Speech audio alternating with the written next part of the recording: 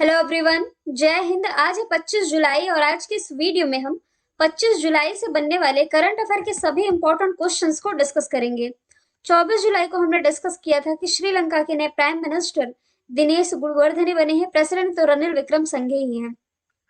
बुरहानपुर मध्य प्रदेश का ये जिला है जो कि भारत का पहला हर घर जल जिला जिला बन चुका है। शेख मोहम्मद सबा ये कुवैत के प्राइम मिनिस्टर बने हैं। फिल्म अनुकूलन राज्य की कैटेगरी में अवार्ड जीता है मध्य प्रदेश ने। अभी हाल ही में ओएनजीसी विदेश लिमिटेड के जो प्रबंध निदेशक है राजर्षि गुप्ता बन गए हैं। बुनकरों के लिए कल्याण के लिए स्वनिर्भर नारी योजना की शुरुआत असम गवर्नमेंट ने की है। मानव को उड़ाकर ले जा सकने वाला जो भारत का पहला ड्रोन है वरुण, ये इसका नाम है, प्राइम मिनिस्टर नरेंद्र मोदी ने लॉन्च किया है। विश्व मस्तिष्क दिवस 22 जुलाई को मनाया गया। और द रेसिस्टेंट एंटरप्रेन्योर किताब धृति शाह ने लिखी है। स्टार्ट करते हैं आज का हमारा पहला और इम्पोर्टेंट क्वेश्चन। यूएई के द्वारा किस अभिनेता को गोल्डन वीजा से सम्मानित किया गया है? तो अभी हाल ही में जो कमल हसन है, चाची 420 मूवी आप लोगों ने देखी ही होगी।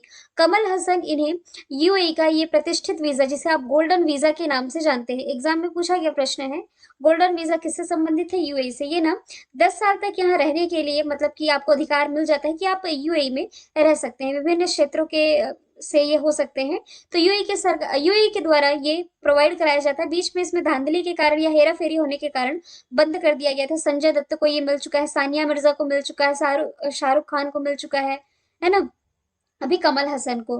तो यूएई की कैपिटल की यदि मैं बात करूं, आज मैप नहीं रख पाई, लेकिन आप लोग मुझसे रेगुलर जुड़े हैं तो आपको मालूम होगा।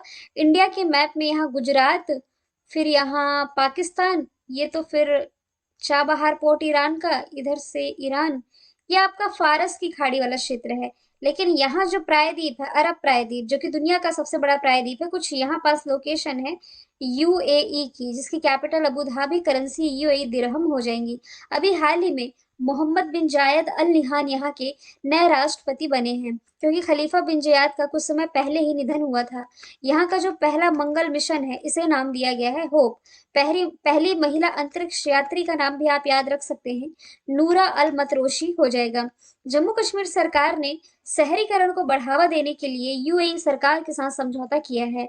और भारत के बाहर जो पहला आईआईटी बनेगा ना, ये दुबई में ही, यानी कि यूएई में ही बनेगा। साथ ही आप रिलेट कर सकते हो कोप 28, कॉन्फ्रेंस ऑफ पार्टीज 28, जो कि यूएई में आयोजित की जाएगी। कोप 26 तो अभी दिसंबर में संपन्न हुआ है स्कॉटलैंड के ग्लासगो में। कोप 27 ये होगा मिस्र, या इसे आप इजिप्ट कह सकते हैं, नेक्स्ट ईयर। कोप 28 होगा यूएई में। अमिताभ बच्चन, इन्हें दादा साहब फाल्के अवार्ड से सम्मानित किया जा चुका है। दादा साहब फाल्के अवार्ड 2018 से, 2017 का विनोद खन्ना को मिला था, और फिर रजनीकांत को अभी पिछले वर्ष का मिला है ना। नवाजुद्दीन सिद्दीकी, इन्हें रेड ड्रैगन अवार्ड मिल चुका है। और अभी कांस फिल्म फेस्टिवल में भी ना, फिल्मों में इनके द्वारा दिए गए कंट्रीब्यूशन के लिए इन्हें सम्मानित किया गया है।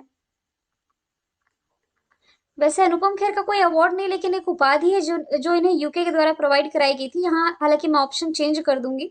अनुपम खेर की ना, वैसे आप बुक रिलेट कर सकते हो, your best day is today, your best day is today, और life taught me unknowingly.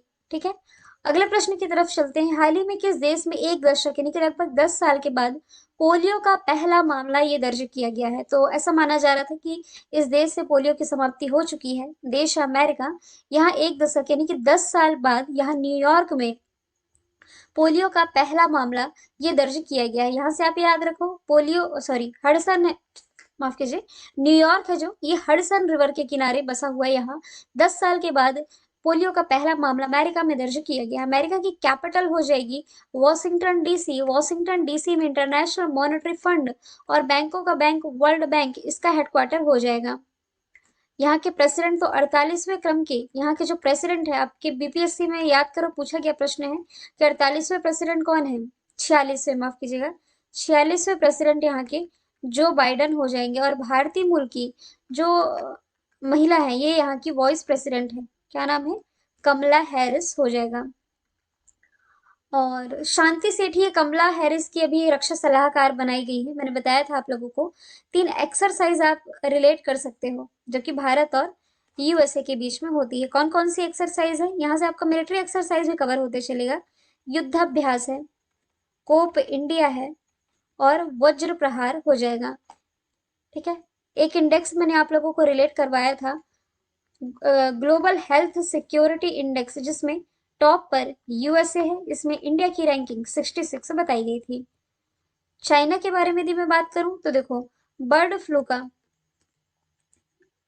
Bird flu से मतलब बर्ड फ्लू का इंसानों में होने का पहला मामला ये चाइना में दर्ज किया गया था। भारत में तो अभी देखो मंकी पॉक्स दस्तक दे चुका है, और मंकी पॉक्स का पहला मामला भारत में जो है केरल में दर्ज किया गया। अभी लस्सा बुखार से संक्रमित था कौन, ब्रिटेन। अगला प्रश्न है, उकला के द्वारा स्पीड टेस्ट ग्लोबल इंडेक्स जारी किया गया है, इसमें भारत किस स्थान पर रहा। पहले मैंने इसकी रैंकिंग बताई थी आप लोगों को, 115वीं रिसेंट रैंकिंग इसकी 118, चेंज होते रहती है भाई। 118वीं रैंकिंग मुझे जो मिली है उस हिसाब से मैं आपको अपडेट कर रही हूँ। ठीक है, तो कुछ इसमें कुछ एक्स्ट्रा याद रखने की जरूरत नहीं। स्पीड टेस्ट के मामले में भारत 118वें स्थान पर था। पहले मैंने आपको जो बताया था स्पीड टेस्ट जो कि उकला ने रिलीज किया था, इसमें नॉर्वे और सिंगापुर टॉप पर थे, है ना। चलिए कुछ अन्य इंडेक्स हम रिलेट कर लेते हैं जो कि हाल ही के दिनों में जारी किए गए हैं। रिपोर्टर्स विदाउट बॉर्डर नामक संस्था रिलीज करती है प्रेस फ्रीडम इंडेक्स, और प्रेस फ्रीडम इंडेक्स में भारत रहा है 150वें स्थान पर, टॉप पर नॉर्वे हो जाएगा। 135वीं रैंक में आप भारत को पीस इंडेक्स यानी कि शांति सूचकांक में रख सकते हैं, और शांति सूचकांक में आइसलैंड टॉप पर हो जाएगा। इसके अलावा जेंडर इक्वालिटी इंडेक्स में भी भारत 135वें स्थान पर है। जेंडर इक्वालिटी में कौन टॉप पर होगा, आइसलैंड ही होगा क्या। ठीक है, हैप्पीनेस इंडेक्स, दुनिया का सबसे खुशहाल देश, ये मार्च की न्यूज है जो जारी की गई थी। तो खुशहाली इंडेक्स में फिनलैंड टॉप पर है। इंडिया की रैंकिंग इसमें 136 हो जाएगी।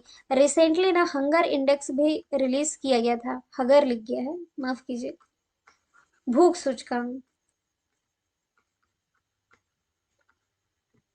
इंडिया की रैंकिंग 101 है। एनवायरमेंट, पर्यावरण प्रदूषण सूचकांक में 180 कंट्रीज के बीच में भारत सबसे लास्ट में है। 180 भारत का स्थान रहा है। करप्शन, भ्रष्टाचार के मामले में 85 में है भारत।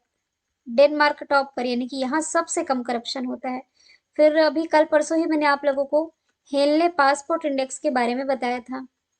दुनिया का सबसे शक्तिशाली पासपोर्ट जापान का, इंडिया की रैंकिंग 85 रही थी। 85 87 में आ गया, माफ कीजिएगा। अगला प्रश्न है, हाल ही में किस देश के प्रधानमंत्री मारियो ड्रैगी ने पद से इस्तीफा दिया है। तो ये प्राइम मिनिस्टर थे इटली के, जिन्होंने अभी हाल ही में जनता के विरोध के चलते इस्तीफा दिया है, क्योंकि महंगाई के मुद्दों पर यह ध्यान नहीं दे पा रहे थे, इन पर इनकी काफी ज्यादा बगावत की जा रही थी, और इसके बाद पार्टी ने विश्वास प्रस्ताव में ना शामिल होने का फैसला किया, और अब इन्हें पद से इस्तीफा देना पड़ा है। इटली यूरोप महाद्वीप का एक देश है, ये ना आपको पूरा यूरोप है यहाँ से। मॉस्को यहाँ है ना, ये रशिया की कैपिटल है, ये यूरोप में आती है। बाकी शेष रशिया एशिया में है।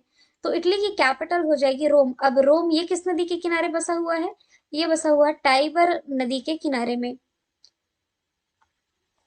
और अच्छा, रोम में किसका headquarter, food and agriculture organisation का हेडक्वार्टर हो जाएगा। इटली आप देख पा रहे हैं मेडिटेरियन सी से सीमा साझा कर रहा है। श्रीलंका के प्राइम मिनिस्टर अभी हाल ही में कौन बने हैं, मैंने कल ही बताया था, दिनेश गुणवर्धने। फ्रांस के प्रेसिडेंट यहां से आप रिलेट कर सकते हैं, इमैनुअल मैक्रोन। जापान के पूर्व प्राइम मिनिस्टर सिंजो अबे का निधन हुआ, और जर्मनी के जो चांसलर है ओलाफ जोल्फ बने हैं। अगला प्रश्न, एफआईएच के कार्यकारी अध्यक्ष के रूप में किसे नियुक्त किया गया, यानी कि एक्टिंग जस्ट अध्यक्ष जो है ये भी हाल ही में बन गए हैं, सैफ अहमद। पहले कौन थे, नरेंद्र बत्रा, जो कि भारतीय मूल के हैं। नरेंद्र बत्रा ने अभी हाल ही में पद से इस्तीफा दिया था 18 जुलाई को, जिसके बाद से जब तक नए अध्यक्ष नहीं बनते, नए अध्यक्ष बनने हैं नवंबर में, तो उसके पहले एक्टिंग अध्यक्ष के रूप में सैफ अहमद की नियुक्ति कर दी गई है। इंटरनेशनल हॉकी फेडरेशन की यदि मैं बात करूं तो इसकी जो स्थापना है ये की गई थी 1924 में, लॉज़न स्विट्जरलैंड में हेडक्वार्टर इसका हो जाएगा। 2023 में हॉकी जो मेंस वर्ल्ड कप होना है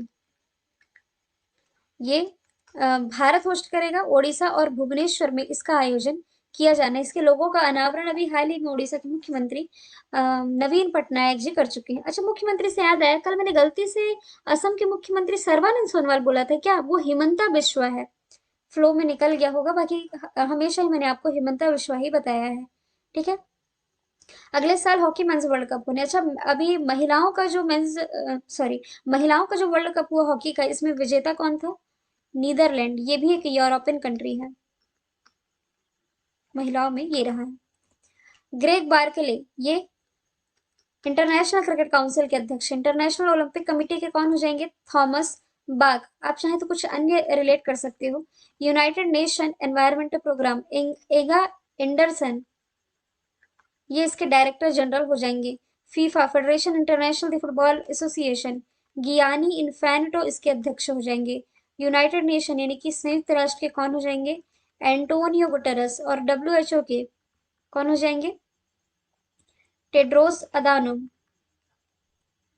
आगे डिस्कशन आएगा डब्ल्यूएचओ का। केरल के सर्वोच्च फिल्म पुरस्कार जेसी डेनियल अवार्ड से किसे सम्मानित किया गया? तो अभी हाल ही में जो केपी कुमारन है, इन्हें केरल के ये सर्वोच्च जो फिल्म अवार्ड है इससे सम्मानित किया गया है। अलग अलग राज्य का अलग अलग हो सकता है। जैसे कि देखो, भारत में फिल्म जगत का सर्वोच्च अवार्ड जो है ये दादा साहब फाल्के अवार्ड है। और वर्ल्ड का ऑस्कर अवार्ड है ना, टॉप में है। तो इसमें फिल्म उद्योग में इनके दिए गए योगदान के लिए, मतलब मलयालम फिल्म उद्योग में इन्होंने जो कंट्रीब्यूशन दिया है इसके लिए इन्होंने अवार्ड जीता है। 5 लाख रुपए नगद, और फिर इन्हें सर्टिफिकेट प्रोवाइड कराया जाएगा। अजय देवगन, मतलब जुबान केसरी, और सूर्या भाई, इन दोनों को ही ना अभी हाल ही में राष्ट्रीय फिल्म पुरस्कार बेस्ट एक्टर का अवार्ड इन्होंने जीता है। ठीक है।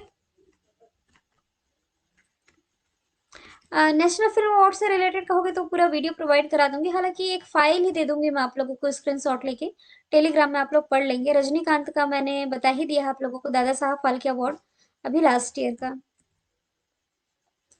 किस संगठन ने मंकी पॉक्स ग्लोबल इमरजेंसी घोषित कर दी? देखो, मंकी पॉक्स ना, ये सबसे पहले इसका केस है ना जो ये अफ्रीका में देखा गया था, लेकिन ये बंदरों में था, इंसानों में फिर अमेरिका में भी पाया गया था, लेकिन अभी भारत में ये दस्तक दे चुका है। मैंने बताया ही है कि भारत में मंकी पॉक्स का जो पहला मामला है ये केरल में दर्ज किया गया है, और इसके केसेस लगातार बढ़ते जा रहे हैं। ये देखते हुए अभी हाल ही में वर्ल्ड हेल्थ ऑर्गेनाइजेशन के द्वारा ग्लोबल इमरजेंसी इसे घोषित कर दिया गया है। ठीक है। 70 से अधिक देश ये मंकी पॉक्स के चपेट में है, और एक वैश्विक आपात की स्थिति है, जिसके कारण इसे ग्लोबल इमरजेंसी घोषित किया जाता है।